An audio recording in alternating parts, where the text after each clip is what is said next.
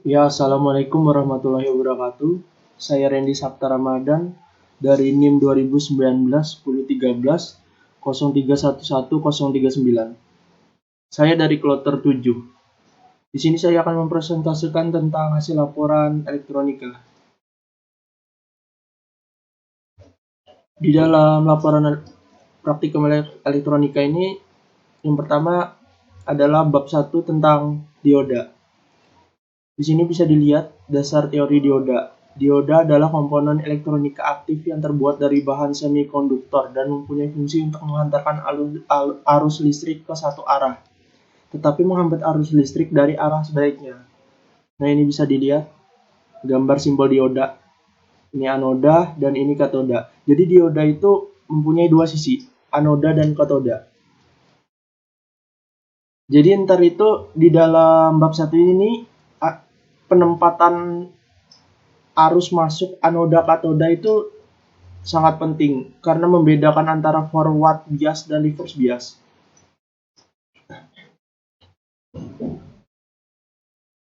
Nah, di sini kita langsung aja ya percobaan 13.1 karakteristik dioda.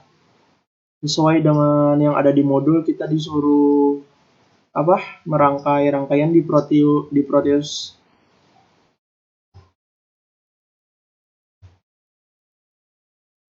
Nah, ini bisa dilihat. Ini yang udah dirangkai ketika praktikum kemarin. Nah, pertama-tama itu suruhannya di modul itu kita harus menggunakan alat-alat seperti dioda, resistor, dan V-source. Jadi fungsi V-source itu di dalam rangkaian ini untuk sumber tegangannya. Jadi ntar itu V-source ini bisa diganti dari 1 volt, 2 volt, 2,5, dan seterusnya sesuai dengan yang ada di modul. Jadi ntar di modul itu kita disuruh untuk mengukur sumber tegangan ketika 1 volt, 1,5 volt, 2 volt, dan seterusnya. Ini bisa dilihat. Nah, ntar kita itu disuruh ngitung VR itu sumber tegangan yang ada di resistor. Nih, ini resistor. Oh iya, jadi resistor ini juga bisa diganti. Tapi di modul disuruh 100 aja.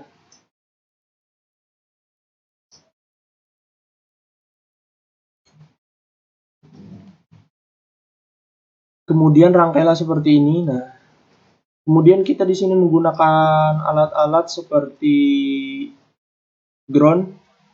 Ini bisa dilihat ground. Kemudian alat ukur berupa DC voltmeter dan DC ampermeter. Tapi di sini DC ampermeternya diubah dari ampermeter menjadi miliampere.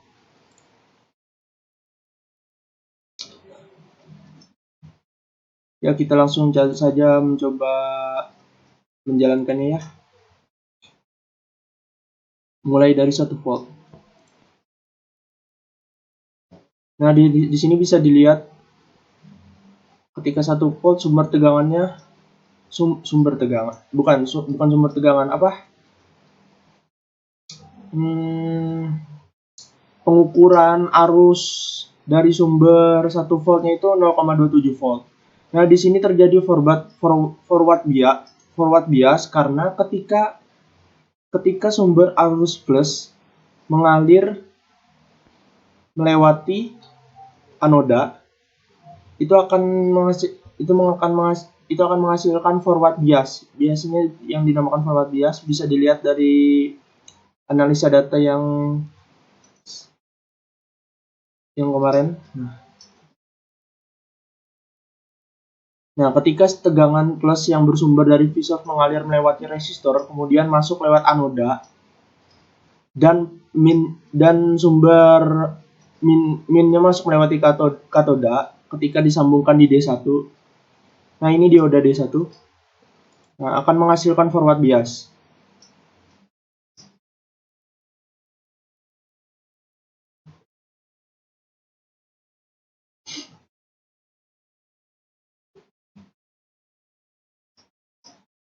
Kemudian ketika kabel yang berada di sumber arus plus ini diputus. Bentar. Nah, ketika diputus, kemudian disambungkan ke dioda 2, yang dimana sumber plusnya melewati katoda. Ketika di run akan 0. Ini yang dinamakan dengan reverse bias.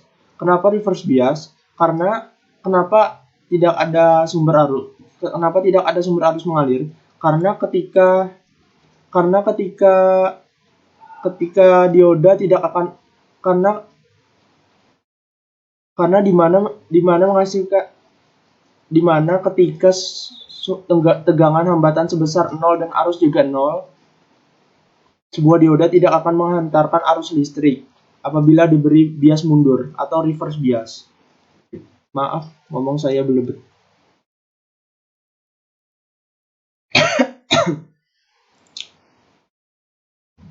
Kemudian, bentar.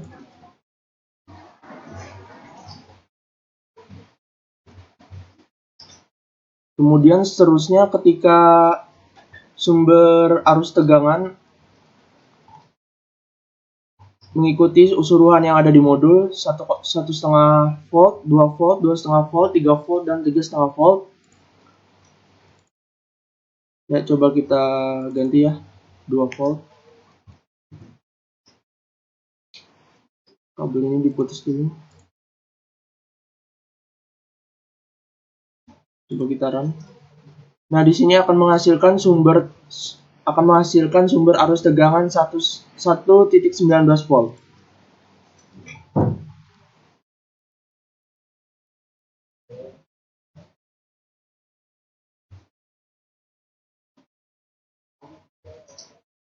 Nih, ketika 2 volt akan menghasilkan VR 1,19 volt. Nah, di sini kita ketika mengukur VD ini adalah V dikurangi VR. Jadi V itu kan sumber tegangan 1 volt dikurangin VR 0,27. Jadi 1 kurangin 0,27 sama dengan 0,73.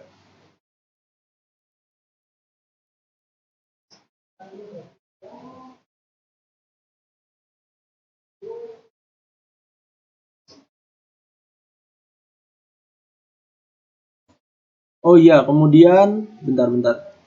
Ini kan tadi kan sudah 2 volt bikin 2,5 volt dan seterusnya akan menghasilkan seperti ini. Nah, kemudian di dioda reverse bias ya. Jadi bentar, lupa.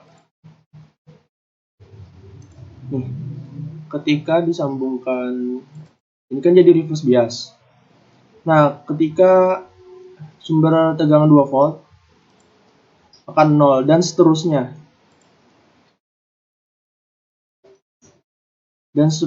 Akan 0 volt. Jadi menghitung VD-nya kan V dikurangin VR. Jadi 1 dikurangin 0. Jadi 1. Jadi semuanya itu jawabannya tetap. Mencari VD ini tetap. Soalnya dikurangin 0. Oh, saya lupa yang jelaskan tentang dioda. Jadi dioda itu merupakan komponen elektronika mempunyai 2 elektroda terminal, dapat berfungsi sebagai penyara arus listrik. Bisa dilihat susunan dioda, simbol dioda.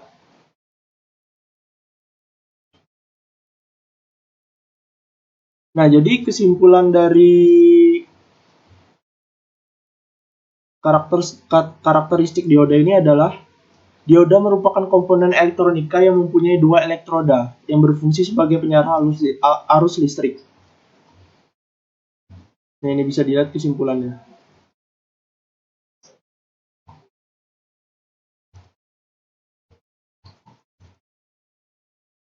Ya, mungkin itu saja dari saya. Wassalamualaikum warahmatullahi wabarakatuh.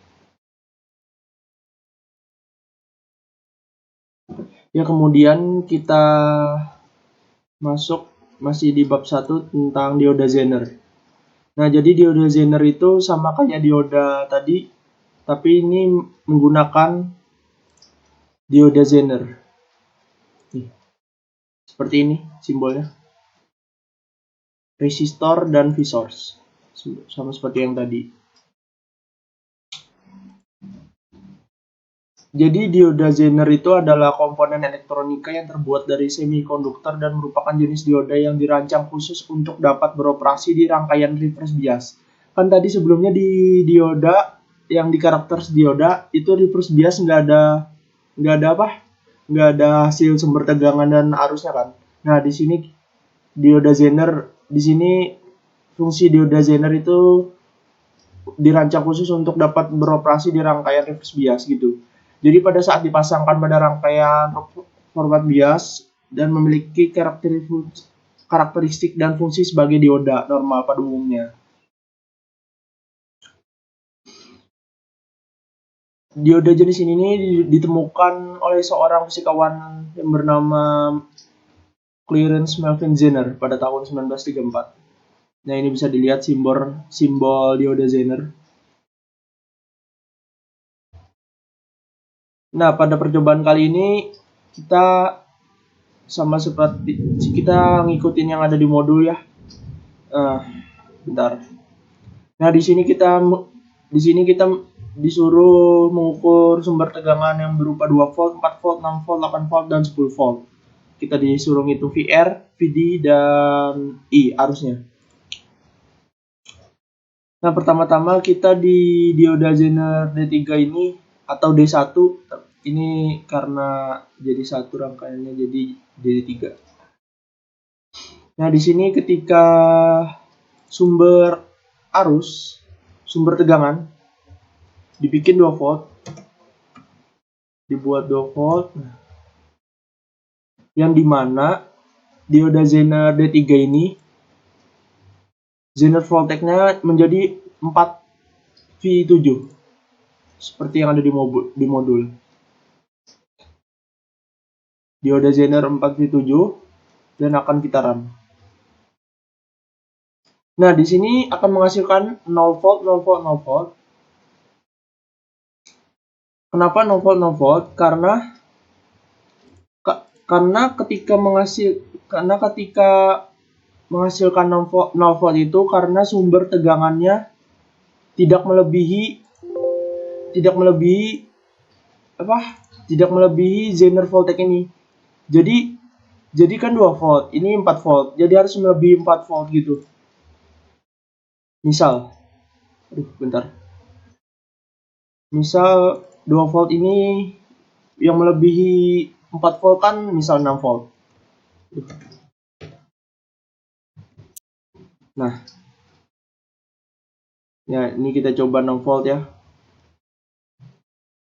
Kita run. Nah, di sini menghasilkan sumber tegangan VR yang 1,17 volt dan arus 11,7 seperti yang kita lihat. Bentar. Nah, ini hasil data percobaan saya ketika laporan. Nah, ketika 2 volt yang dimana tidak melebihi 4V7 yang volt tadi akan menghasilkan VR 0. Harusnya 0. Ketika 4 volt juga 0. Tapi ketika melebihi 4 volt yaitu 6 volt, 8 volt dan 10 volt akan menghasilkan sumber tegangan dan arus. Seperti yang kita lihat. Nah, sama seperti sebelumnya ya, mengukur VD itu V dikurangin VR.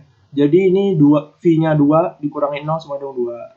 Ini kan 6 volt dikurangin 1,17 4,83 dan seterusnya.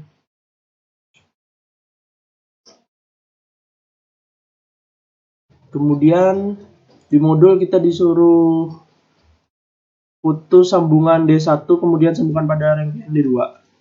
Nah, jadi ini diputus. Sambungkan ke kabelnya. Bentar. Lupa.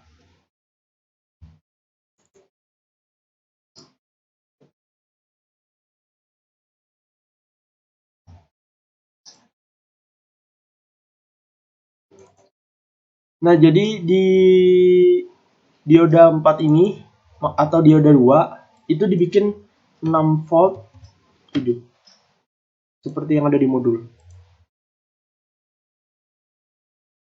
6 volt 2 bukan 6 volt 7, salah.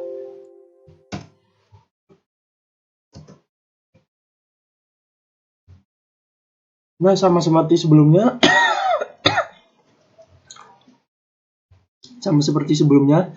ketika sumber tegangan diberi 2 volt, 4 volt atau 6 volt yang tidak melebihi Zener voltage 6 voltnya, dia akan menghasilkan 0.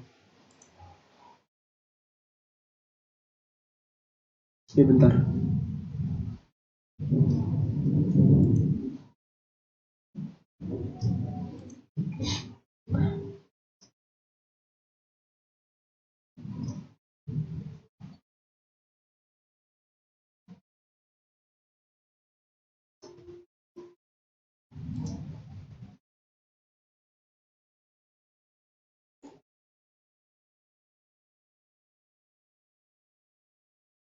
Bentar ya. 4 volt.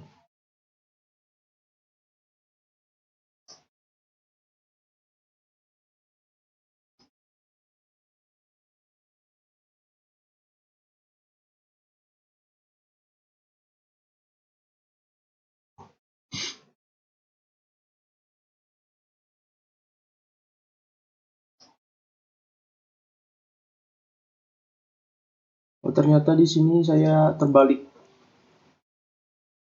Dioda Zenernya terbalik.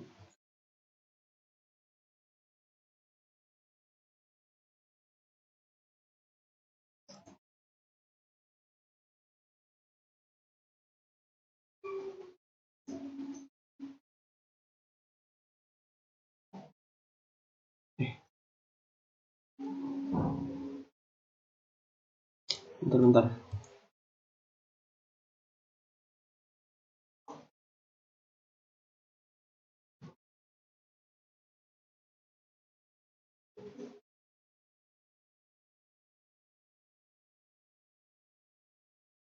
Nah, sama seperti sebelumnya, jadi ketika dioda Zener ini dikasih 6 V2, nah sumber tegangannya melebihi 6 volt seperti 8 volt akan menghasilkan sumber arus VR 1,66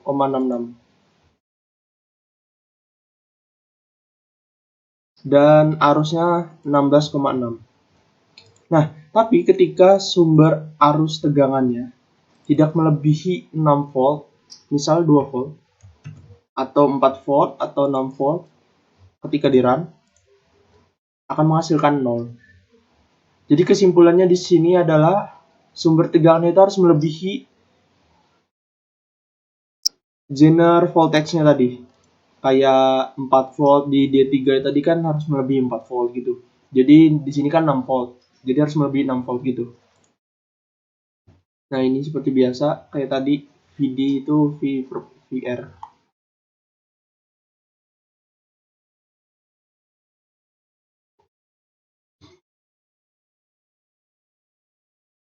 Jadi sampai di sini saja. Wassalamualaikum warahmatullahi wabarakatuh. Kemudian kita masih di bab 1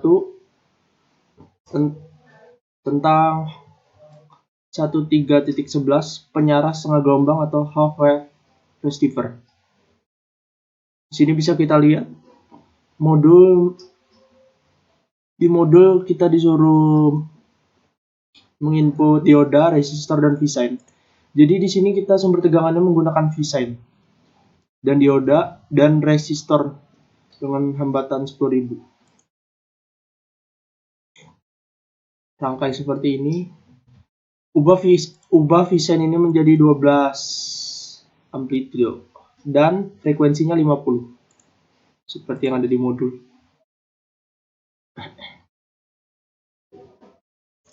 Oh, jadi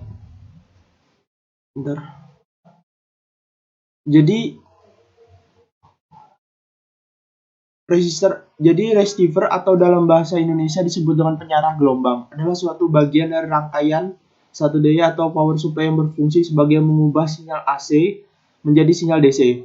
Rangkaian receiver atau penyarah gelombang ini pada umumnya menggunakan dioda sebagai komponen utamanya. Jadi gitu. Nah, ini contoh penyarah setengah gelombang. Jadi kelebihan dari penyarah setengah gelombang ini adalah rangkaiannya mudah dan sederhana. Biaya yang lebih mudah karena hanya menggunakan satu dioda dan cocok untuk charger baterai yang memiliki keadaan 0 volt. Ini bisa dilihat kekurangannya juga, tegangan output memiliki ripple yang sangat besar. Tidak bisa diterapkan pada power supply frekuensi tinggi. Nah, jadi kita langsung masuk ke percobaannya ya. Kita rangkai. Nah, kemudian di sini kita menggunakan alat ukur berupa osiloskop. Kemudian kita run. Nah, di sini kita akan melihat hasilnya. Bentar. Nah, di sini jadi warna kuning ini adalah gelombang inputnya.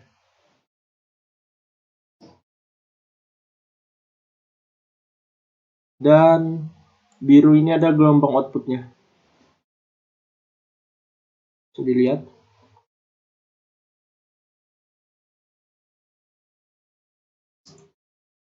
Dan menghasilkan seperti ini.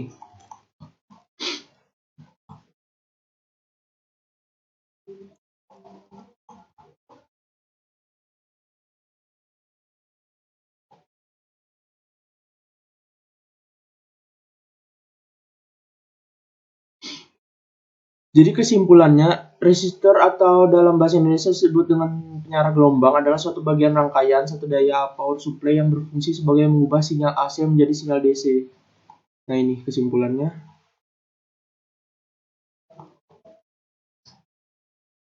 Kemudian kita lanjut ke 13.17, yaitu penyarah gelombang penuh, full wave receiver.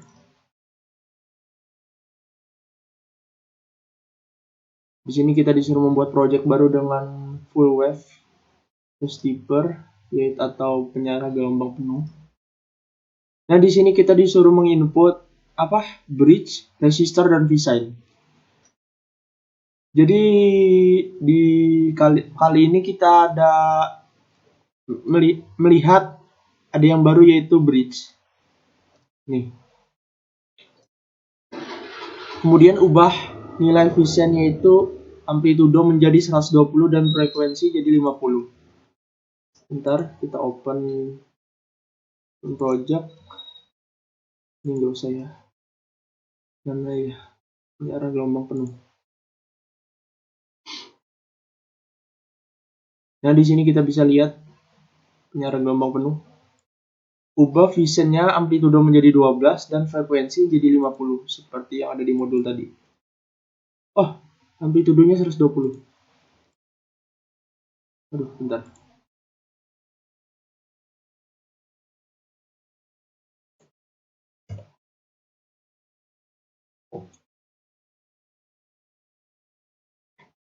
Nah, di sini saya jelaskan ya, di sini kita menggunakan osiloskop juga. Oh iya, pengertian input gelombang penuh ya. Jadi pengertian resistor itu dalam bahasa Indonesia disebut dengan penyarah gelombang atau satu bagian dari rangkaian satu daya atau power supply yang berfungsi sebagai mengubah sinyal AC, sama kayak tadi.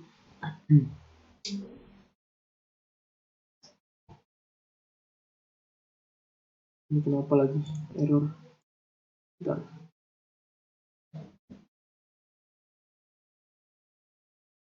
Bentar.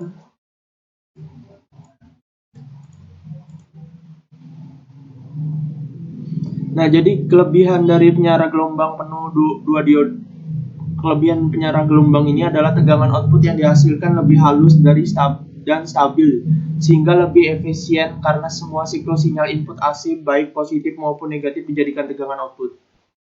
Maaf, tadi ada suara Kenapa motor? Dan ini kekurangannya penyerang gelombang penuh 2 dioda. Rangkaian ini membutuhkan biaya yang lebih mahal, terutama jika digunakan untuk menghasilkan power supply. Jadi membutuhkan biaya yang lama. Jadi pada percobaan kali ini kita menggunakan aplikasi Proteus. Nah, seperti ini. Kemudian kita coba run ya.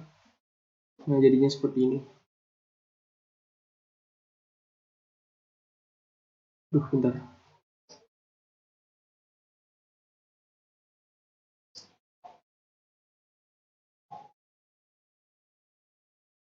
Bentar.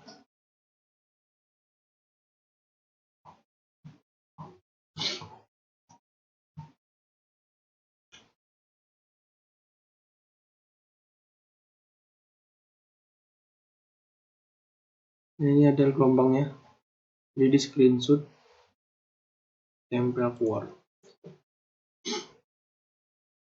Jadi di sini saya jelaskan arus-arusnya. Jadi ketika sumber arus mengalir ke bridge ini,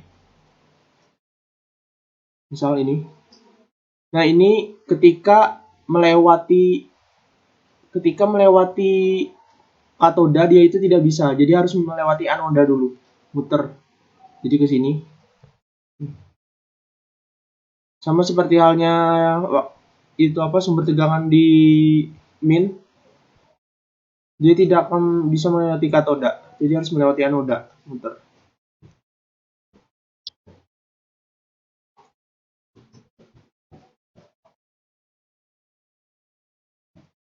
Nah, seperti kita lihat ini.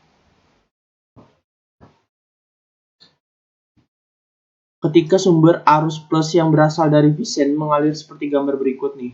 Dan arus plus tidak akan bisa mengalir melewati katoda, melainkan harus mengalir lewat anoda dulu seperti yang saya bilang tadi.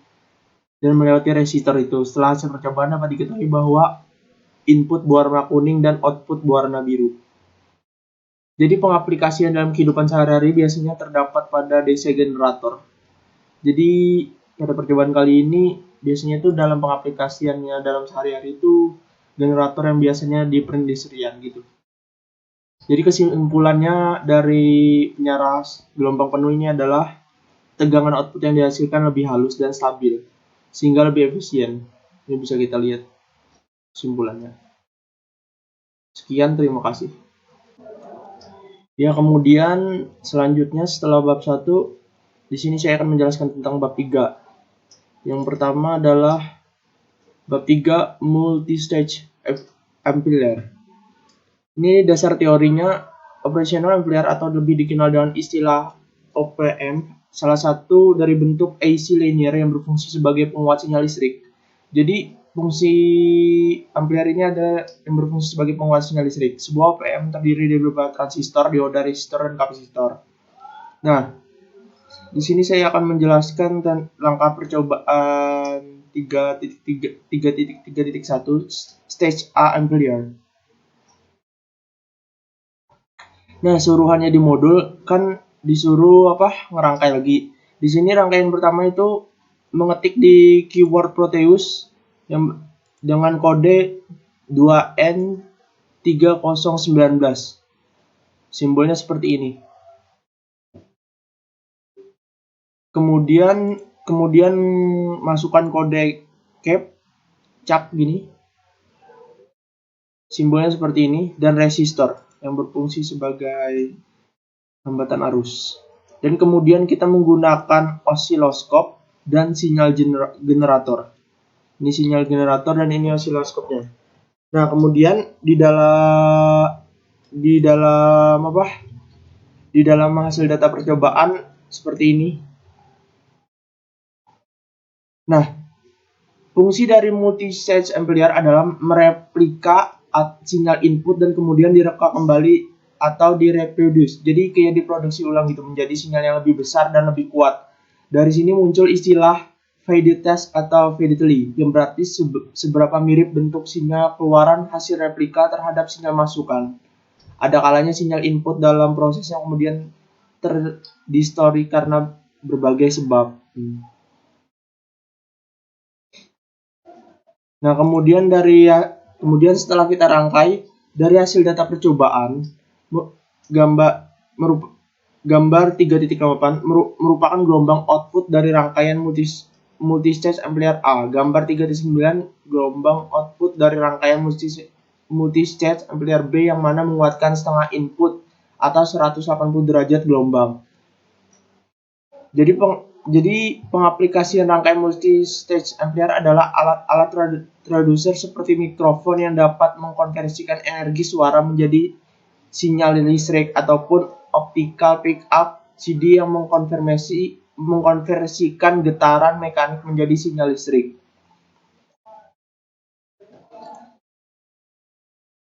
Nah, ntar kalau di run itu jadinya seperti ini.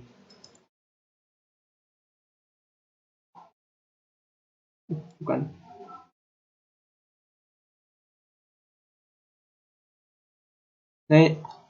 Bukan ya. Nah, ini contoh gelombang input. Bukan. Lagi. Saya terlalu ke atas. Nah, ini contoh gelombang output stage A, stage B, dan gelombang output full stage.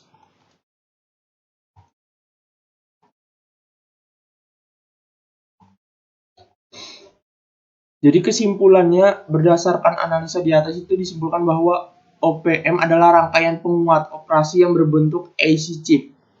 Dan kemudian multistage amplifier adalah rangkaian dapat memperbesar dan menguatkan sinyal input. Nah, ini kesimpulannya. Sekian, terima kasih dari saya. Wassalamualaikum warahmatullahi wabarakatuh.